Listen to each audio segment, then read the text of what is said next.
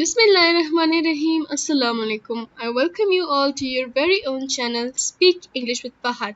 Once again, this is me, Sabrina, here to guide you with the compulsory subject General Science and Ability. Today in this tutorial, my objective is to make all of you understand the concept of sun and the moon.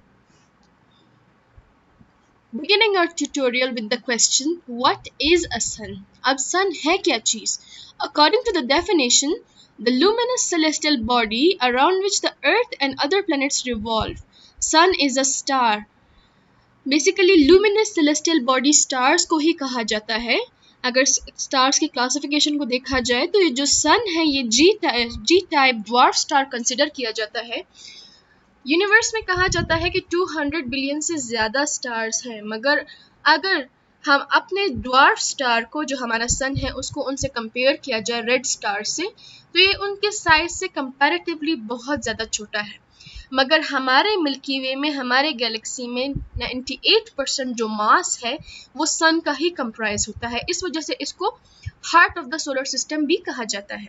दूसरी बात ये कि अगर इसको simplify किया जाए तो a sun is a giant ball of gases से बना होता है इसका, और जिसमें टेम्परेचर बहुत ज़्यादा हाई होता है और वही हमारे लिए एग्जस्ट सोर्स ऑफ एनर्जी बनता है. अगर इसकी डिस्कवरी की बात की जाए तो इसकी एज 4.5 बिलियन है. वो कैसे?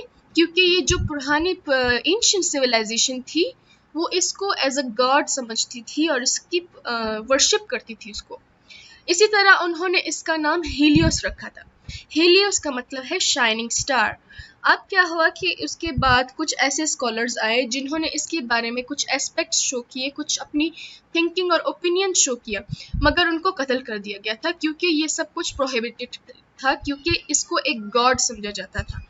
आहिस्ता आहिस्ता फिर उसके बाद 15th सेंचुरी में एक स्कॉलर थे, उनका नाम था निकोलस कोपरनिकस. उन्होंने इसी हीलियोस कॉन्सेप्ट को लेके एक मॉडल पेश किया जिसका नाम था कोपरनिकम हीलियोसेंट्रिज्म. उन्होंने ये शो किया कि जो सन है that is a galactic centre. ये पूरे जो यूनिवर्स है, जो हमारी गैलेक्सी है, उसमें सेंटर में पाया जाता है, जिसके अराउंड जो प्लैनेट्स हैं रिवॉल्व करते हैं. मगर उसने ये नहीं बोला था कि ये मोशनलेस है, इसमें कोई भी मोशन नहीं है. उसके बाद फाइनली गलीलियो आए, उन्होंने टेलीस्कोप इन्वेंट किया और उसके बाद उन्होंने सन के सारे एस्पेक्ट्स को डिस्कवर किया और उसके बाद उसको बताया भी. इसी तरह अगर बोला जाए तो सन की जो एज है दैट इज 4.5 बिलियंस. अगर इसके साइज की बात की जाए तो अगर हम एक एग्जाम्पल ले एक बास्केटबॉल की और एक छोटे से डॉट की जो कि 2.2 मिलीमीटर्स का हो, अगर इन दोनों को कंपेयर किया जाए तो ज़मीन आसमान का फ़र्क है साइज में. जो छोटा डॉट है उसको अर्थ कंसिडर कर दीजिएगा और जो बास्केटबॉल है उसको सन कंसिडर कर दीजिएगा. इससे आप अंदाज़ा लगा सकते हैं कि सन अर्थ से कितना ज़्यादा बड़ा है. हमारे जो मिल्की वे है, जो हमारी गैलेक्सी है, उसमें जो सबसे बड़ी एंटिटी है सन के बाद दैट इज जुपिटर. जुपिटर सबसे बड़ा प्लेनेट है. अगर जुपिटर को 80 टाइम्स मोर इंक्रीज कर दिया जाए तब हमारे पास एक सन जैसी एंटिटी बन जाती है. इवन जुपिटर भी सन से बहुत ज़्यादा छोटा है. साइड पे हमारे पास एक स्केल बना हुआ है जिसमें आप इसको कंपेयर कर सकते हैं. Our sun has a diameter of 1.4 million kilometer and Earth a diameter of almost 13,000 kilometer. कहाँ 13,000, कहाँ 1.4 million kilometer. Therefore, the mass of the sun is 333,000 times of the mass of the Earth. The diameter of the sun is 109 times the diameter of Earth, and distance from Earth is 150 million kilometers. अगर chemical composition की बात की जाए सन की, तो सन basically एक sequence star है. Sequence star उसे कहते हैं जो कि बेसिकली दो गैसेस से बना हो, hydrogen and helium. Sun 94% hydrogen से बना है और 5.9% हीलियम से बना है. जो 0.1% है वो ट्रेस गैसेस हैं जो कि सिर्फ और सिर्फ कोर में पाई जाती हैं.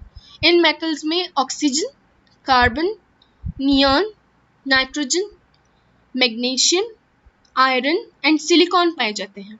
अब एक इंटरेस्टिंग क्वेश्चन अराइज होता है कि सन की स्टेट क्या है. मैटर की 4 स्टेट्स हैं, solid, liquid, gas and plasma. क्योंकि हम पहले ही सिंप्लीफाई कर चुके हैं कि ये जो सन है that is a giant ball of gases, तो अगर ये गैसियस स्टेट में है तो ये गैसेस डिस्पर्स क्यों नहीं हो रही है? क्या चीज़ है जो इन सारी गैसेस को होल्ड अप कर रहा है? वो बेसिकली सन का जो एटमॉस्फेयर है वो कर रहा है। सन के एटमॉस्फेयर के दो पार्ट है, एक प्रोटोस्फेयर है और उसके अलावा क्रोमोस्फेयर है, जो कि इन सब गैसेस को होल्ड अप कर रहे हैं। उसके अलावा एक और रीज़न ये है कि जो ग्रेविटेशनल पुल है वो इन एटम्स को, गैसियस एटम्स को होल्ड अप कर रहे हैं, उनको इतना एक्टिवेट कर रही है, उनको इतना टेम्परेचर उनका इतना हाई है वो इस वजह से क्योंकि ये जो हाइड्रोजन एटम्स है वो इतने रिएक्टिव है कि वो इतनी हाई हीट की वजह से और हाई प्रेशर की वजह से वो रिएक्ट करके फ्यूज होके हीलियम एटम बना देते हैं। इस प्रोसेस में इतनी ट्रिमेंडस अमाउंट की एनर्जी प्रोड्यूस होती है जो कि हमारे अर्थ के लिए as a source of light and energy prove हो जाता है। अब सन से अर्थ तक एक एनर्जी का पास होना, ट्रांसमिट होना, इसमें 1 मिनट का टाइम स्पेन लगता है। अब बात आती है सन की स्टेट की। तो ये जो गैसेस है इनका टेम्परेचर और प्रेशर इतना हाई है जिसकी वजह से ये प्लाज्मा में कन्वर्ट हो जाती है। अगर प्लाज्मा की डेफिनेशन देखी जाए, a plasma is just a gas its temperature is so high that its electrons move about freely, making it sensitive to magnetism. आगे बात करते हैं स्ट्रक्चर ऑफ द सन की। सन की काफ़ी लेयर्स हैं जिसमें लास्ट में एटमॉस्फेयर भी है सन का। टेम्परेचर की अगर बात की जाए, इनर लेयर से आउटर लेयर तक टेम्परेचर बहुत ज़्यादा वेरिएट करता है। जो इनर लेयर है उसका टेम्परेचर बहुत ही ज़्यादा हाई होता है, वेयरएज जो लास्ट वाली लेयर है उसमें थोड़ा सा कम होता है। अब फर्स्ट जो इनर लेयर है दैट इज़ द कोर, इसका टेम्परेचर बहुत ज़्यादा हाई है, इसकी डेंसिटी भी हाई है। यही वो जगह है जहाँ पे न्यूक्लियर फ्यूजन वाले रिएक्शन होते हैं जिसमें हाइड्रोजन हीलियम में कन्वर्ट हो जाता है। उसके बाद क्या होता है, जो हीलियम होता है वो इतना रिएक्टिव होता है, उसके बाद वो एनर्जी रिलीज करता है in the form of magnetic rays. अब ये जो रेडिएटिव जोन है, जो सेकंड लेयर है, वो इन सारी रेज को एब्जॉर्ब करके उनको लाइट में चेंज कर देती है। इस प्रोसेस में बहुत ज़्यादा ईयर्स लग जाते हैं। अब ये जो रेडिएटिव जोन और कन्वेक्शन जोन है, इनका यही काम है इन मैग्नेटिक रेज को बैलेंस करना। पास रेडिएटिव जोन में होती है और कन्वेक्शन जोन में होती है। आहिस्ता आहिस्ता टेम्परेचर भी कन्वेक्शन जोन में थोड़ा लो हो जाता है। अब जो फोर्थ लेयर है that is very important and that is considered as the atmosphere of the sun, जो फोटोस्फेयर है। फोटो का मतलब है लाइट, स्फेयर का मतलब है सर्कल। तो इसमें क्या होता है, जो विजिबल लाइट है वो हमें शो होती है। उसके अलावा क्रोमोस्फेयर है। क्रोमोस्फेयर एक कलर्ड रेड ऑरेंजिस टाइप उसकी लेयर है। इसके अलावा एक और लेयर भी है, उसका नाम है करोना। वो एक क्राउन टाइप बन जाता है। जैसे फॉर एग्जांपल अगर आप हमेशा सन की एक पिक्चर देखें तो उसमें सन ऐसे स्पाइक्स बनी होती हैं जैसे क्राउन टाइप। करोना का मतलब है क्राउन। ये जो मैग्नेटिक रेज होती हैं, ये सन की जो रेज होती है, सन की सोलर फ्लेयर्स होती हैं, उनको कंट्रोल करती हैं। कैसे कंट्रोल करती हैं, उनको वापस खींचती हैं, जिसकी वजह से वो ऐसे स्पाइक्स टाइप बन जाते हैं, जिसकी वजह से उसको करोना कहते हैं। So this was all about the structure of the sun. अब आगे आते हैं हम सोलर एक्टिविटी की। सोलर एक्टिविटी इसी सन के स्ट्रक्चर से रिलेटेड है। जो सन स्पॉट्स हैं, जो फोटोस्फेयर है, उनमें काफ़ी लेयर जो होती हैं, काफ़ी जो लाइट होती हैं, जो फोटॉन्स होते हैं, वो डार्क में कूल टेम्परेचर में चेंज हो जाते हैं, जो कि वहाँ पे पैक्ड रहते हैं। उसे हम कहते हैं सन स्पॉट्स। सोलर विंड्स वो होती हैं जो कोरोना से बाहर निकल के प्रोटॉन्स और न्यूट्रॉन्स की एमिशन होती है। उसके अलावा जो सोलर फ्लेयर्स हैं, कुछ ऐसे वाक़यात होते हैं जो कोरोना होता है उसको वो एक्सप्लोड हो जाता है। उसके बाद जो सोलर फ्लेयर निकलती है वो एटमॉस्फेयर से जाके मैग्नेटिक लेयर्स इंडल्ज होके एक अरोरा बनाती है। अरोरा बोरियलिस कलर्ड लाइट्स है, नॉर्दर्न लाइट्स है, जो कि बेसिकली कनाडा के एरिया में ज़्यादा दिखी जाती है। आगे यहाँ पे एग्जाम्पल है, पिक्चर है सन स्पॉट्स की, उसके बाद कोरोनल होल की, सोलर फ्लेयर की, इरप्टिंग प्रोमिनेंस की, कोरोनल मास इजेक्शन की और सन स्पॉट्स की। अब नेक्स्ट है हमारे पास द मून। मून हमारे पास सन से काफ़ी ऑपोजिट है साइज में भी। मून बहुत ज़्यादा छोटा है, इवन अर्थ के साइज से भी मून बहुत ज़्यादा छोटा है। उसका डायमीटर 3480 किलोमीटर है और उसकी एक रेवोल्यूशन 28 to 29 डेज में कंप्लीट होती है। वेयर जो सन की जो रेवोल्यूशन है वो 227 ईयर्स में कंप्लीट होती है, जिसे 1 कॉस्मिक ईयर कहा जाता है। सरफेस ऑफ द मून जो है वो सॉलिड है, रॉकी है, और इसके अलावा इसका कोई भी एटमॉस्फेयर नहीं है, जिसका मतलब ये है कि इसमें कोई भी गैसेस पाई नहीं जाती। इसका ये डिसएडवांटेज है कि जितने भी मीटियोर्स हैं, मीटेरॉइड्स हैं, वो सारे सन मून से जाके टकरा के एक क्रेटर्स बना देते हैं, जो कि एक बाकायदा एक माउंटेनियस रीजन बना देते हैं, टोपोग्राफी को उसको चेंज कर देते हैं।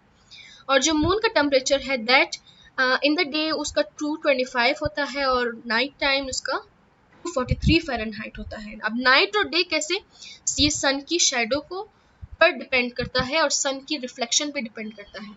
मून हमारी अर्थ का एक सैटेलाइट है और उसकी अपनी कोई भी लाइट नहीं होती, वो जो सारी सन की लाइट है उसको वो रिफ्लेक्ट करता है। आगे हम बात करते हैं एक इंटरेस्टिंग कॉन्सेप्ट की, जो मून की शैडो है। मून की शैडो बेसिकली 3 टाइप्स में डिवाइडेड है, एक अम्ब्रा, एंटम्ब्रा एंड पीनम्ब्रा। अगर हम इसको अंडरस्टैंड कर दे तब हमारा आगे वाला कॉन्सेप्ट बहुत ज़्यादा ईजी हो जाएगा। The umbra is the portion of the moon shadow where the moon completely covers the sun. जब मून सन को कंप्लीटली कवर कर देता है उसे हम अम्ब्रा कहते हैं।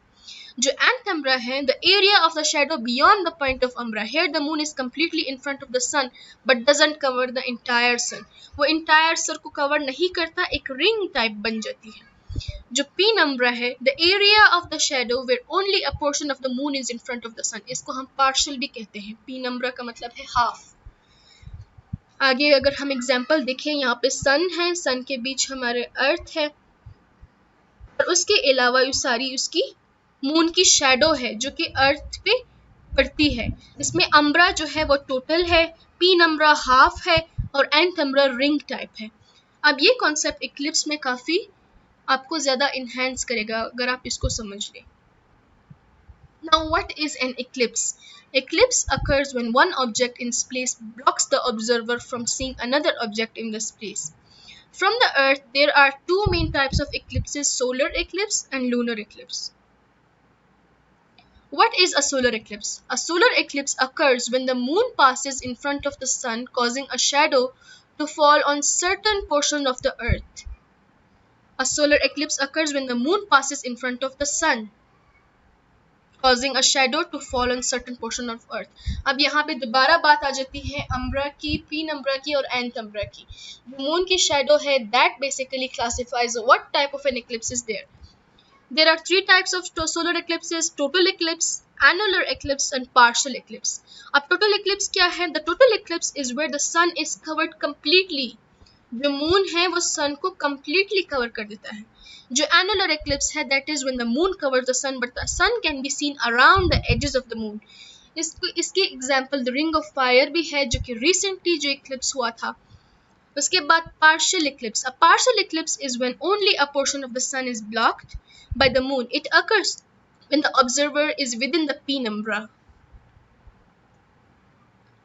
इस डायग्रामेटिक रिप्रेजेंटेशन में पार्शियल, एनुलर और टोटल की एग्जांपल आप दे सकते हैं। टोटल में आपके पास नंबरा होता है, एनुलर में एंटम्ब्रा होता है और पार्शियल में पी नंबरा होता है। What is a lunar eclipse? A lunar eclipse occurs when the moon passes through the Earth's shadow. Lunar eclipses have the same 3 phases or types as solar eclipse, including the umbra, total eclipse, antumbra, annular eclipse, and penumbra, partial eclipse. इसी तरह moon की भी ऐसे ही 3 types है, जिसमें एक total होता है, एक एनुलर होता है और पार्शियल होता है।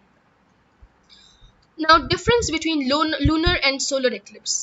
लूनर इक्लिप्स में सन और मून के बीच में अर्थ की रेवोल्यूशन होती है, वेयरएज जो सन होता है और जो सोलर इक्लिप्स होता है उसमें सन और अर्थ के बीच मून रिवॉल्व करना शुरू हो जाता है, जिसकी शैडो की वजह से सोलर इक्लिप्स अकर करता है। ईयर में काफ़ी बार सोलिस्टिस और इक्विनॉक्स भी कहा जाता है उनको, जो सन और मून की रेवोल्यूशन के पे डिपेंड करते हैं, मगर वो थोड़े से इससे डिफरेंट टॉपिक्स हैं, मगर बेसिक जो डिफरेंस है वो इस डायग्राम में वाजे है। So this was all about my lecture today. Last में हमारे पास छोटी सी एक्टिविटी है जिसमें जस्ट 4 ब्लैंक्स है और 2 शॉर्ट क्वेश्चन आंसर्स हैं। Dash is the outer most layer of the sun. Outer most layer कौन सी है? In photosphere, photo means dash and sphere means circle. Sun is a dash type of dwarf star. कौन से type का dwarf star है sun? Moon is the earth's only dash. Now short question answer. Differentiate between sun and the moon. Any two differences अपने sun और moon के बारे में लिखनी है. The next question is differentiate between solar and lunar eclipse. आपने just one line में solar और lunar eclipse के बारे में आपने difference लिख देनी है. Until then, Allah Hafiz.